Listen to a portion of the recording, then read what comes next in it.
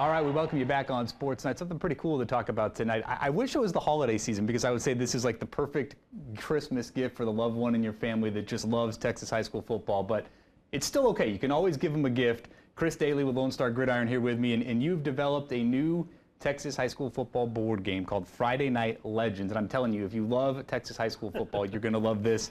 Give us the backstory. What's kind of the inspiration here, and what do you have going on? Well, as you mentioned, I'm with Lone Star Gridiron. That's a company that a friend I've had since junior high school, McBride, and I founded 15 years ago, and it's covering Texas high school football. So in that time, we've compiled this extensive data on every team out there. We have some teams over 100 years worth of data, win-loss records, stats, records, you name it. And we also love gaming. So, I tossed it around with Mike. I said, dude, let's do this. Let's try to make a game. His initial reaction was, that's too much work. But I knew I needed him because he's the guru when it comes to numbers. He's the numbers guy, yeah. Right. So finally convinced him to do it, and we've spent the last year putting it together, play testing it, and making sure that the results follow what those teams would do. And you've got the Kickstarter campaign going right now to raise money for it. Explain to us a little bit about how the game works. If I've got 2017 Austin McCallum going up against team you told me about, 1983 Dangerfield, how do we play this out? Well, I tell you, that's an interesting matchup, actually, because McCallum had such a great offense.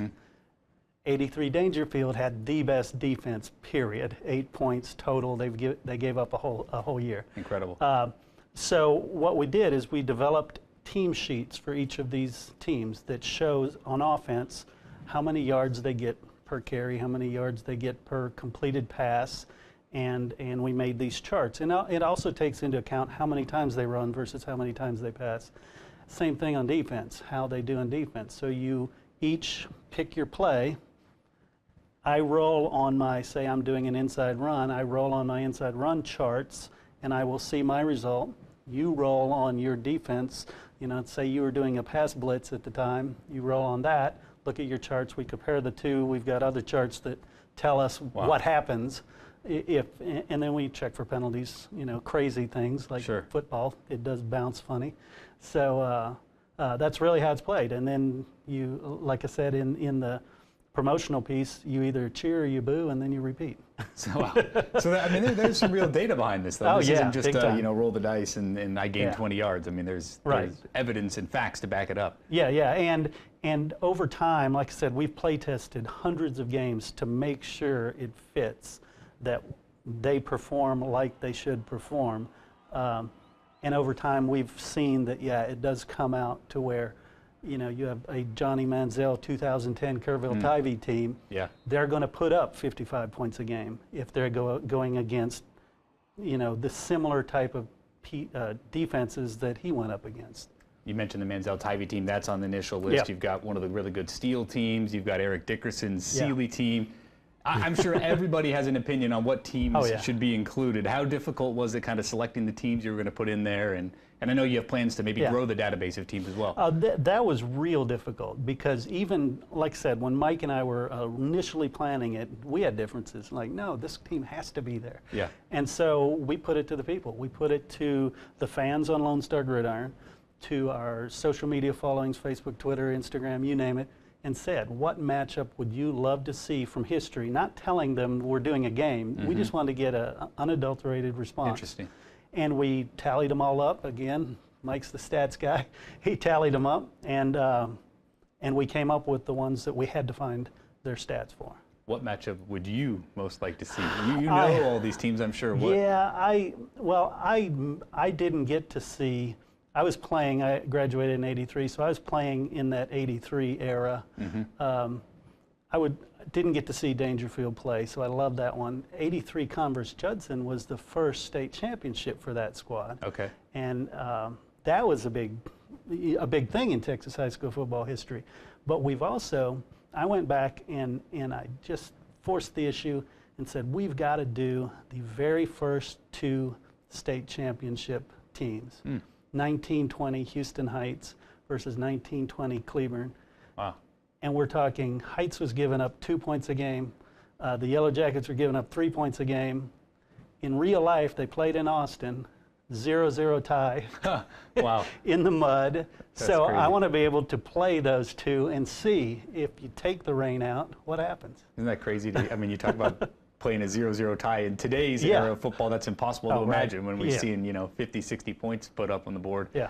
I mean, I think it's cool because and I'm not a Texas high school football historian, but I mean, you look through the eras and there's Permian in the 80s, or Lake Travis now, or South Lake. I mean, you've got these teams that made great runs in their respective eras of time, and now this is an avenue at least to hypothetically play it out. Yeah, and also you've got different classifications. So you've got powerhouse teams like Refugio, That's a good point, who, yeah. if you put them up against any 6A team, they're probably going to lose. Right. Just because 6A team has a lot more depth. But if you wanted to put the competition together of them facing each other based on just their stats, you can do that. But we also have a handicapping system to adjust for, okay, I'm 6A, so I should be able to beat a 2A school no matter how good they are. Sure. So we've got that in there too, the different sets of rules you can use depending on really what you want to do. It's an impossible question to answer who the best Texas high school football team of all time is, but do you have maybe like a favorite team that you've learned about over the years, or a team or two that just kind of stands out to you? Yeah, well, there's so many, because that's one of the things I write a lot too, and I write a lot about history. So I love the era of the Cuero Gobblers. They were just a great little dynasty. Even Wimberley right up the road had a couple really good seasons. It's not a program I would compare to an Odessa Permian or South Lake Carroll in their heyday. Yeah. But look at Salina, 55 straight wins or something like that.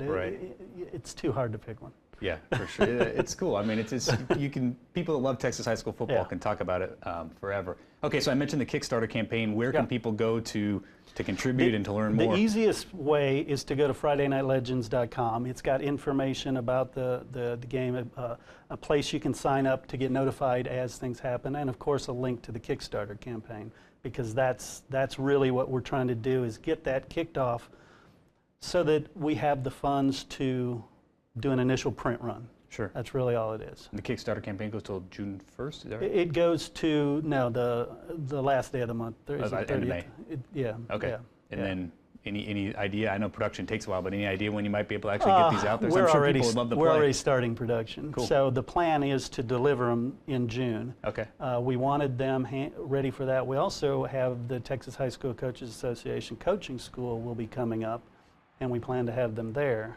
And we wanted everybody to know everything is ready to go when they start, like you said, start considering Christmas gifts. Yeah, and the season starting, football in people's mind, it's good timing. Well, this is really cool. Thanks, Chris. We appreciate it. You bet. Thank you. Okay, we'll take a break here on Sports Night, and we'll be back in just a couple minutes.